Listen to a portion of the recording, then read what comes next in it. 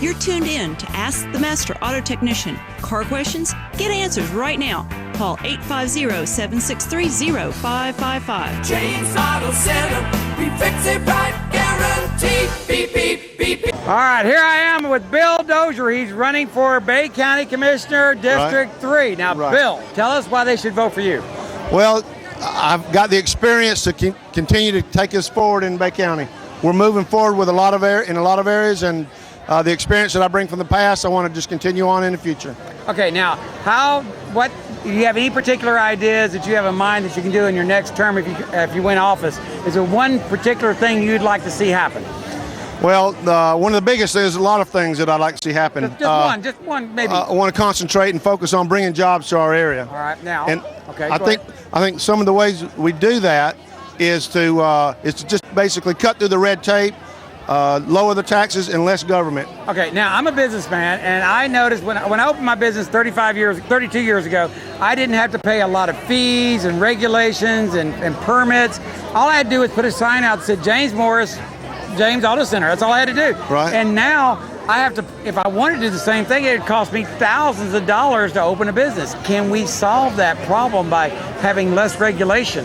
I think we can. I think we can certainly, there's a lot of those issues, a lot of those problems we can solve just by doing away with a lot of the redundancy and just less regulations. Well, the free market economy would take care of itself. I think so. I think so. Yeah, and I'm real big on the free market.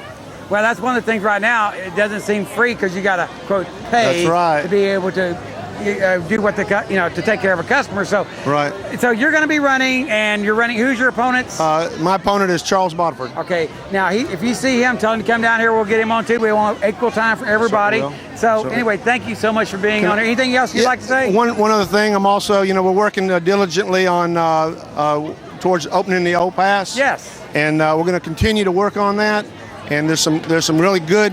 I've just recently got some good information and some good signs. So it's headed in the right direction. And that's something that's important to not only the fishermen and locals, but it's to our bay, to our ecology out there, because it's slowly dying because that pass is closed off and there's no fresh water, being pulled through it anymore. That's right. And so by opening the old pass, it'll just help the whole bay system. It really will be. Yeah. All right. Well, anyway, remember to vote August 14th. Vote your conscience. Vote the person you want to. And Bill's running for office, so you can vote for him if you want to. Thank you. All right. All right. Thank you so much, Bill. All right, now. Thank you so much, sir. All right. Bye-bye. Hey, this is James Morris. I got a man on the street interview. What is your name, sir? Roy Carver.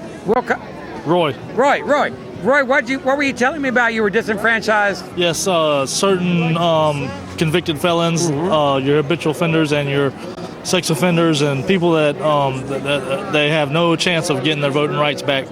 But the thing is, people change. They do. I agree. No matter how bad the situation gets, they come to a point in their life where they change. Yes. And sometimes you just make a mistake when you're real young, and the laws are in a way that it can catch up to where you're real quick, like in 6 months or so, and the next thing you know that you're doing 10, 15, 20 years of your life in a prison situation, and when you get out, you want to do everything you can to make a change in the world. So you feel like you're being punished even after the fact? Definitely. So what can we do to make it better, you think? Allow these people their voting rights, get the registration laws changed to where they're only like once a year or once every 3 years. They got laws right now that are Florida's one of the most restrictive states out of all the states on registration. You can't hardly even 48 hours. You have to notify all the police stations, and it's a very. So what would you recommend for our people that are running for office? What would you recommend for them to do to solve this problem? I mean, is there something you would to get people like you that have changed their ways, to prove that you've changed your ways and you've got a track record saying, I've been law-abiding, I've done what I want to do? What would you recommend? They made the clemency board. It's a mess. You can't even get clemency. It's like a lottery ticket, and they ought to make a real board so you can apply to get your rights back. They say we got these boards in effect and everything, and in actuality, we have appeal system and stuff. But like every social system, your healthcare, your education system, there's breakdowns in the system, and the appeal system and the clemency system is just as broke down as all the rest of them. Well, that's a good point. And what we need to do, if people are listening to this, if you think something's not right, and you think convicted felons that have served their time, done what they've done, both, Yes. they've been penalized enough, maybe they should have their rights restored back to them, right? Definitely. All right. Well, thank you so much, and you have a very good Friday night. All right. All right. You're very welcome. Hey, this is James Morris, Friday Fest. I've got Bike Man. Now, Bike Man, you got 2 minutes, so make it count. What do you got? Okay, I got something right now to say. All right. Go ahead. Go. I'm very, very sorry for the people in Aurora, what happened with the shooting and everything like that. But what surprises can we have when the Joker was a psychopathical killer and they glamorized that in the first place?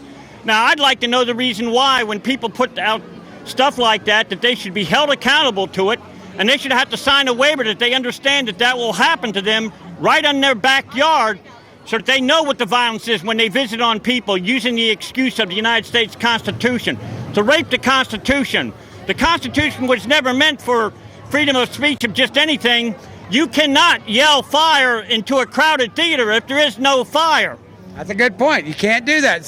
But here's the point. Yeah, they're using that as an excuse to take away the guns. But what about them people that were helpless, felt like that they were deers in the headlights of when they were victims, helpless, couldn't do nothing against one person that was shooting against them?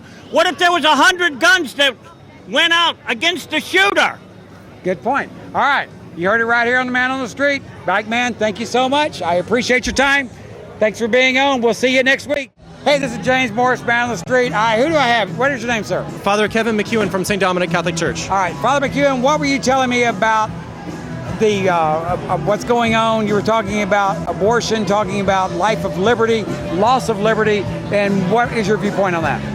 Well, the main reason why I'm here tonight is because we may not have the same beliefs, but we all believe that we should have certain liberties. Correct. The right to follow our conscience, the right to stand up for the weak and the poor and all those things. And I am aware of a movie that has already come out in Pier Park. Really? But left within, I think, like 2 weeks. Really? Because no one knew about the movie. What was the name of the movie? For Greater Glory. And you can find more at forgreaterglory.com. Right. But it is a movie based on the true events of Mexico in the 1920s. When we think of socialist, atheistic, secularist governments that deny our liberties, we probably think of Soviet Union, right. China, Pol Pot, different things like that. But what we don't realize is that the first socialist constitution in the 20th century was in Mexico. I did not know that. The church was used as a scapegoat, just like Hitler used the Jews as a scapegoat for all their problems. And the practice of faith was effectively outlawed. Really? You had the ministers, Catholic priests and other ministers, were either exiled. All the foreign ministers were sent home packing. The native, Mexicans, if you will, they were either imprisoned, killed if they refused, or they were forced into hiding.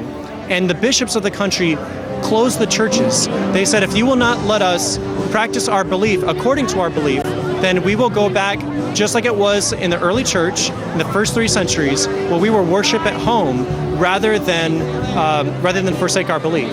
So anyway, the reason I think this would be a great movie for people to see is because it's very pro-liberty, pro-faith. It's not anti-government, but it is helping us appreciate the liberties that we have now, and some of them are being redefined as privileges. Well, you can have them when it's convenient for our agenda, but not when it's conflicting with that. And you and I both agree our liberties come from our Creator. Right, and they're inalienable. I mean, certain ones, they come from our Creator, and so they're inalienable.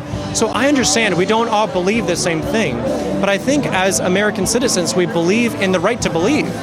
And we believe in freedom of conscience, freedom of religion, and that this is a right, not a privilege. And so this movie is trying to help us reconnect with our recent history and realize what's at stake in this country so that we can hopefully stand up for our faith in a peaceful way before we ever have to stand up for our faith. All right. What is the name of the movie? Do you have a picture here, right here? It's called For Greater Glory, and it has some amazing stars. It has Andy Garcia, Eva Longoria, Eduardo Verastegui, Many people know him from People Magazine's 50 Most Beautiful People in the World. Right. And Peter O'Toole, yes, he's still alive. Peter O'Toole. I didn't know he's still alive. He's still alive and kicking. He has a cameo in the movie. All right. But you can find out more about the movie. You don't have to take my word for it. You can see a trailer. You can see a historical timeline of the events they're trying to cover at forgreaterglory.com. And this text it's about Mexico in the 1920s. It is, and how they're standing up for their beliefs, their liberties, was victorious. And so it really is a very inspirational film, and it is coming to the Carmike 4 at the Panama City Mall beginning August 10th. I forget when this is airing, but It's going to air about August 10th. This will. wonderful. So if people can tell their friends, tell people from other churches, tell their atheist friends who believe in the right to just follow your conscience, I would love to send Hollywood a message that if you make more inspirational films, there's a market for it, and we will buy tickets. So I'm encouraging people people who believe in this to go out and to send Hollywood a message that we don't want all the junk you're putting out that just makes us worse. And I agree with what you're saying. So we can vote with our pocketbook. So here it is right here. For the Greater Glory, it's coming on Carmike 4, Panama City Mall, August 10th. So this is going to be a rerun. We're going to run it all through the month of of August. So check this out. Thank you so much, Father, for being here. And anyway, thank you so much for being here. My pleasure. All right. Thank you. This is James Morris. We'll be right back after these commercial breaks.